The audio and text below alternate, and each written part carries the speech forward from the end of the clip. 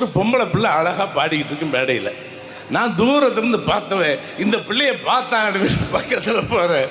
போயிருந்தா ஒரு குட்டி பையன் பெட்டியை வாசிட்டு பாடிக்கிட்டு இருக்கான். அதான் முதல்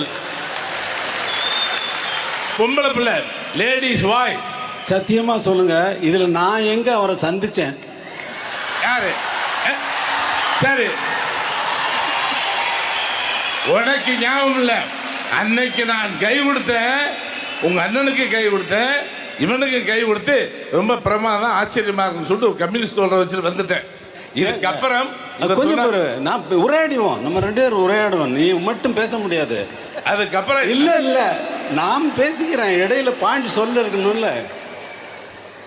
1000 பேர் தினம் வந்து எனக்கு கை கொடுத்துட்டு போறாங்க, எல்லாரையுமா நான் ஞாபகம் வச்சுக்க முடியும்? எனக்கு ஒரு பிராப்தம் இருந்ததுனால தான் இன்னைக்கு வரைக்கும் நீ எனக்கு கை கொடுத்துட்டு இருந்திருக்க. எல்லாருமே வந்து உங்ககிட்ட கை கொடுத்துட்டு இருக்கா இன்னைக்கு வரைக்கும். அது ஆளா இருந்தா நீ சொல்றது கரெக்ட். எத்தனாவது கச்சேரி அது எங்களுக்கு? முதல் முறையாக இன்னைக்கு எத்தனையோ கதாநாயகர்கள் அவர் பாடல் நடிச்சிட்டாங்க.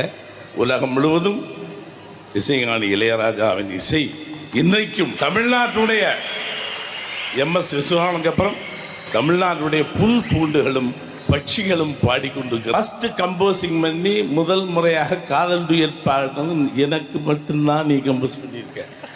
முதல் முறையாக பெட்டியெல்லாம் கிடையாது, ஒரு ஃப்ளூட்டை வெட்டி ஓட்டை போட்டு 6 ஓட்டை இது தீக்குச்சியில் இதில் கம்பியில் போட்டு ஃப்ளூட் வாங்காமல் வச்சு மொட்டை மாடியில் அற்புதமாக அது பிஞ்சு விரல்லையே எல்லா விரல்லையும் சரஸ்வதி இருக்கும், எல்லா விரல்லையும் சரஸ்வதி அப்படி வச்சுட்டு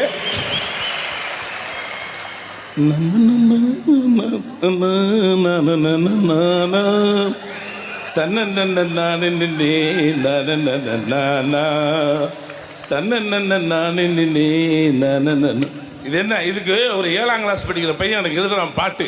யாரு? கங்கை அமரன்.